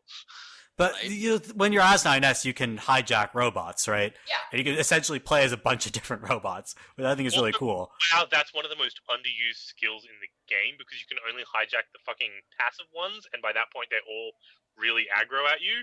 Like, I felt like You have to that- sneak up on them. You have to do it from behind. You can get it done. Like there are videos of people on like you can hijack literally any robot in the game, provided you sneak up on it. Oh, yeah. There are videos on YouTube of people hijacking like the big Goliath, not like Goliaths, they can't be hijacked, but some of the bigger ones. Oh, no, You can yeah, just I like don't run around have stopping shit. like one. And then I'm gonna blow the itself up. nice. Pardon me? Oh, ones it's- that like Yeah. lean over and give birth like rocket propelled babies out of like that whole giving birth visual imagery is through this game in a lot as well. Like there's the big robots that like bend over and shoot babies out of their crotch. What are you talking about? I You know the don't really know. cute robot with the big fists. Yeah, I fought lots of those things. Yeah, they have a move where they like They poop babies. their legs and shoot babies out of their crotch, and they I've shoot like never a little seen them do that. Yeah. can. What? Oh my god. Also, the fucking snake thing that comes out of the opera robot's crotch, and like Oh, when yeah. that animation, there's like all the oil and everything burst out like a water breaking. I somehow like literally did not see any of this, but I believe you. I remember There's a There's lot the of visual snake imagery monster. of birth. Yeah. Like Sorry, what snake the, monster? You know the one that Ben's talking about. and I know there's, the like, snake monster you're talking about, yeah. yeah, when it actually comes out, because you can go through your robot thing and just play all the different animations and watch them. Oh, that's how you saw it. Okay, that makes sense. I did that obsessively because I'm the kind of person that spent an hour just watching all the combat animations. But like, yeah, there's like all the like viscera and like oil and shit that comes out when that snake monster comes out, which looks very similar to fucking like it's like a water breaking. There is the whole thing with Adam getting born. There is so much like birth imagery in this game, which is not something games usually do. Yeah, she's like, oh look, here's boob. Yeah, this is the game that definitely does some things that you wouldn't normally expect a game to do. And it kind of, I mean, it stands on its own as just a piece of media telling a story, but it also does some interesting things with regards to the medium and the way it sort of messes with expectations. Oh my god, the very end, yeah, exactly. Like, that's they're about to talk addressing about. you, the player, directly. It's like, hey, Yeah, player, so what did you think? Did you, yeah, like, do you think games are just still silly little things? No, that was Like- after it was like, are you satisfied with this ending? I'm like, Right? No. Hey, can we rewind a bit before here when you get credits and then you get the little ship and you have to fight the fucking credits? oh my god, that Yeah. was wild. Yeah. Because I did that at like 2 a.m. Yeah, and you I'm like, die finally, I can physically fight Square Enix. and players. Right? Yeah. Yeah, you're like blasting Jesus. Yosuke Saito. Mhm. And it's like the message coming up from other players, like, you can do it, I believe in you. And I'm like, I was Like, getting like, I can't handle the feels. I know, Yeah. I was getting so emotional. I was like, because like I Yeah, first thought it was like from like the developers, but then I'm like, wait, no, there's people from America too. What is going on? Yeah. got off the bit where And I then you spent realize, a lot on Square Enix, and they all come out to help me, and then Yeah. everyone that's been playing the game is helping me get, and I had like tears welling up in my eyes, just getting so emotional Oh yeah. at the credit sequence. And Yeah. like the music was playing, and it was like all the versions together, and they were singing, and you're like, Yeah. Oh my god, yeah. It helped you literally sacrifice their entire save file so they could be there to help you. right, like a dude named Ace, Yep. like hook me up. Thanks, Ace, whoever you are. God, this, oh Yeah, my and then, like, it's like the ending of Undertale on steroids. That's what I would With characterize robots it as. and deleting save files. right? Yeah. Because like I remember the first year, I'm like, okay, the other near tradition, deleting save files. How are they gonna try to make me delete my save? Oh my god. Oh, that's how. With Yeah. the best Emotional possible- guilt. Emotional guilt. Like, yeah, I want to help people. Yeah, sure, I got help. I would have paid for it. Oh, it's 2 a.m. I can't delete my save file. Yep. I was, I'm definitely as soon as, gonna like, go. yeah, I'm serious. I'm gonna go back and do that. Yeah, Um, I am too. But yeah, I but no, can- that I can did a twist really it good again. job with like the emotions and just like because like the constant seeing where other people died and getting helped by that and then like gameplay wise and I was like, oh shit, people died here. But no, just like the constant sense of connection like with other people as you played the game, I thought that helped it too. Mhm. and I love And- the fact that when you play as A2 in playthrough 3 and she's not connected to the network, all that stuff cuts off. Yeah. Did you notice that, like, when you're playing as A2, like, all the chests and stuff are, like, old school, like, fantasy-style treasure chests? I think that might have been a weapon you had equipped, bro. It might... Oh, yes, it might Yeah. have been. Yeah. Now that you mention that- it. My game. That's a weapon there. Yep. Although Okay. the whole finding chest that I couldn't open until I played as 9S, I was like, crap, where'd you guys go? Right? Okay, does anyone know what the fuck you do with those doors that have the robots begging out the front of them and then they kill themselves and won't let you in? Apparently nothing. Like I found Yeah. them. It's just- I found them in my first playthrough, and I was like, oh, okay, this is probably gonna be something I can access in a later playthrough. Okay, that's Yeah. fine. Haha. I'm gonna keep this in mind for later. It's all but confirmed that it's just trolling. By Oh Yoko yeah, but Taro. I mean, it's still like, it's like, dear sir or madam, I am so sorry, you cannot enter here right now. I'm like, oh, okay. Let me explode myself to justify, like, to pay it off for you. Yeah, because there are three of them. So I was like, oh, Peter I Dale, only ever found one of them. I found the one in the flooded city, There's and then one- I thought that One behind a waterfall in the forest was the other one I found. I don't Yeah, know there's whether- flooded city, forest, and there's one out in the desert. okay, yeah, I didn't never roam found around the forest desert all one, that but much. I found the other two. Yeah, the forest one was the first one I found. I was like, what? I had a lot of moments in this game where I was So just did you like find what? the fucking forest blacksmith? Yes. yeah. I did. I That's how did. you can upgrade. That's how you upgrade weapons to max level. Yeah. He sends you on a quest to find shrines or something. I never did that. Is that something? It's not really a side quest. It's just like some he of just the lets you know. Yeah. yeah, that, like some of the weapons are in quote shrine-looking places. Like there's the one spear you can get from one of the sewer exits. There's another one out in the desert, like in that one place I had to go to find Jackass, etc. Mhm. Okay. Yeah, that's Yeah, what so it's not an actual side quest. Yeah. Because I thought Yeah, that might have tied into those fucking doors, but I never actually explored it. Nope, didn't Yeah. kind of Nothing Didn't has Not at all. anything to do with the doors. Nope, The doors nope, are just the doors trolling. are just there because fuck you. That's why. One theory is that it was in the on the very small possibility that they got the opportunity to make DLC, it would be part of the DLC. probably. But they probably won't be able to make that much DLC. So It is who a knows? mystery for now of 4/8/2017. He couldn't Well, be that's- dated. DLC in Nier 1 was like, it did end up getting DLC, and it was garbage. It was like, it was just like a combat room and some cool gear. That was it. like an arena fighter. Oh, those are no fun. Yeah, those Yeah. are the Although- DLC. The DLC for Drakengard 3 is a bunch of prequels, like mini campaigns with different playable characters. So hopefully it's more like that. Yeah, I mean, they didn't originally even have DLC in the budget, but it's become a possibility since it completely surpassed expectations for sales. Speaking of it completely surpassing expectations for sales and everything, so it only occurred to me when I started playing Drakengard 3 of Platinum were making Scalebound. Scalebound got cancelled. They lost all the IP rights to Scalebound, but still have all the technology development. They now have a relationship with Yoko Taro, who makes a series of games about people running around with fucking dragons. If Scalebound turns into Drakengard 4, I will lose my fucking mind. I think you're going to be able to keep your mind, man, but, you know, putting that out there. You never know. You never know. I don't care even if it's a completely new IP. I want Yoko Taro and Platinum Games to keep working together. But yeah, because it's a doesn't- good relationship. It's got decent combat for once. Woo! Right? Yeah. Like, I don't even care if... Yoko Taro about working with fucking Platinum though.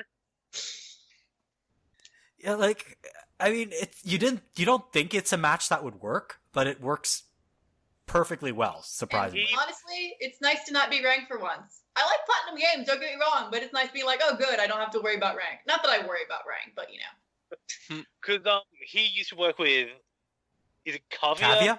Yeah. Kavia. There was an interview with him about working with Platinum because he hated working with Kavia. Like, there was a thing I remember him saying where the people making Nier refused to design the characters in a way that he wanted them to look. So he wrote fake character bios to give to the character designers so they would design the characters that he wanted them to look like that didn't act like that, if you know what I mean? Yeah, Because the whole thing was like the characters subverting expectations on their designs. like Kanye in the outfit, yeah. Kanye. By the way, Kanye. It's you know what? You know what? it's Kanye. Yeah, It's Kanye. Sure. He too felt like a poor man. Kanye Salvation, the best track. Ha. A2 felt like a poor man's version of Kanye to me. Kanye is the fucking best. Yeah, his quote on working with Platinum was something along the lines of, "It's great. I no longer have to fight them, like making everything now, which leaves me a lot of time to just get really, really drunk, and I make better games when I'm drunk. So you'll all get a better game." Yeah, I mean, Yay! when he was being more serious when he was prompted, he's basically saying, yeah, I could be fairly hands off with this. I'd show them my ideas, they'd show me ideas, and it turned out to be a very, like, we were on the same wavelength, which I think was important for and the game turning out the way it did. and he actually gave us a happy ending.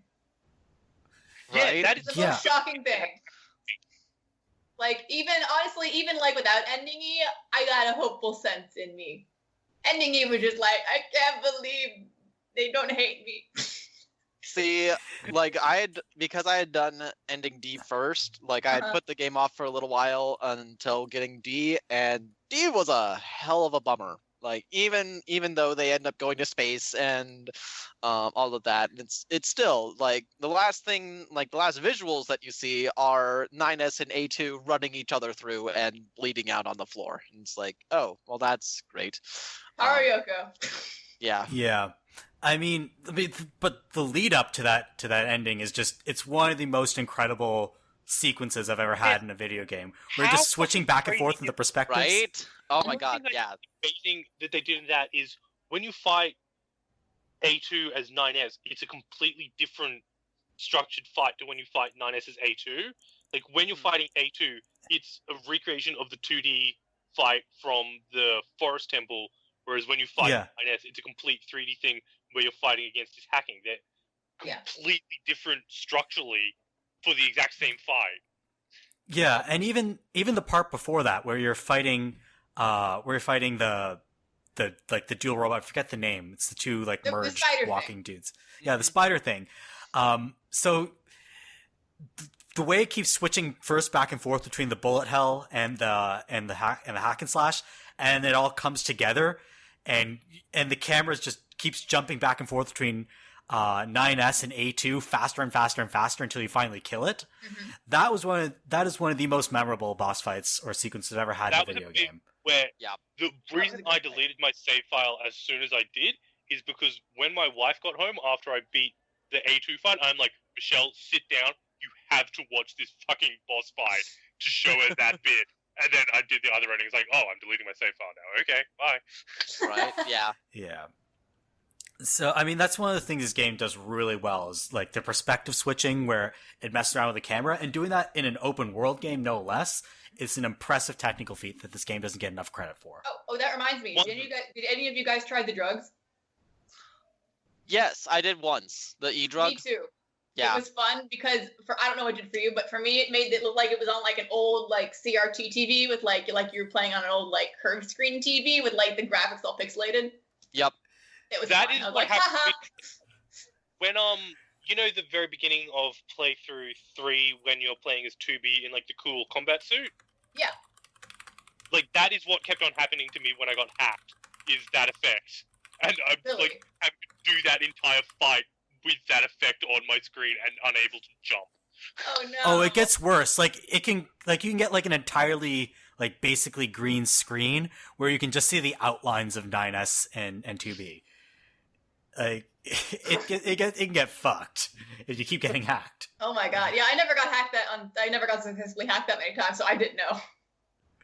Yeah, I got super hacked in one, but I still managed not to die somehow. I got to the point where I'm just like, I just want to see what happens. So I'm just like, anything else, hack me. Yeah, I think I got hacked once, as A2, and it wrecked my day. Fortunately, that's the one time in the whole fucking game that those cure-all statuses come into effect. Yeah. So you just pop one of those, and you're like, okay, I'm good now. There is a section on your character bio for the entire game, which has like errors that doesn't mean anything until playthrough 3 when you start getting hacked. Yep. I was like playing through playthrough 1 and 2, like, what the fuck is that? What is this going to be? It's going to be something. It has to be something. It wouldn't be there if it wasn't something. Right, and you don't find out until like 36 hours in what the hell that's all about. Oh, then go back to the creepy cult place, the We Shall Be as Gods part of the abandoned factory in like Route 3 or whatever. No, never. Because you can unlock the terminals if you get to them manually. Yeah. In case you want to fast travel, because there's some stuff back there. There's like I found a weapon and like some intel or whatever. There's also like dick enemies. It's like they just decided to drop all the little suicide bombers on you at once. The suicide bombers also, are the it's worst. still entirely in the dark, so it's wild. Oh, fun. Yeah. Flashlight your way through that. Oh yeah. Right. Yeah. So in the last couple of minutes, is there anything else you guys want? I mean, there's so much we could talk about this game. Is there anything you guys absolutely want to mention in the last couple of minutes? The soundtrack's out on iTunes. I bought it. It's good. Nice. Yes. Go buy the soundtrack. Go buy the game. I guess that's the advice. You need the game. If we'd you give heard to all of this and you haven't bought the game yet, then What the You fuck? fucked up. You basically. Yeah, I don't know why you listen to this without having played the game, because we spoiled the shit out of this game for you guys. Also, like, there's still most stuff of we this didn't won't spoil make though. Oh, I know. There's so much stuff that Okay, we haven't anything talked we haven't about. spoiled yet, we should get through all of it. Oh, can we talk about spoilers for a second? Don't watch the fucking ads for this game, because holy shit, they spoil a lot. I didn't know There this game is- even had ads. They have a budget for that? There were auto-playing ads on YouTube that I watched as I was playing through it that had a segment of A2 fighting the boss in the desert. You don't have ad block? Yeah, well, I'm lazy. And it's just like, wait, that is in your ad? Like, playthrough 3 reveal you of should a not have A2 in your ad whatsoever Right? if you're advertising this No, game. Not at You all. should not have 9S or A2 in your ad. Well, the scene. you Well, play 9S inside. has like 9S and 2B are the anybody. two you can have in your ad. yeah. But like, there is a shot in the trailer in the ad of the very end of playthrough 1 and 2 when 9S goes into the giant robot body and picks up 2B. Mm-hmm. Yeah, That shot is in the fucking ad. of course it is. Oh god, that Wow. Which reminds me, no one actually played Nier. You watched the playthrough of it, didn't you, Operetta? Uh-huh. I watched part of a playthrough, yeah. One thing these games do really, really badly is, you know how when you leave a menu on for too long and it plays a little trailer? Oh yeah, the little track Yeah. mode screen. Yeah, I noticed.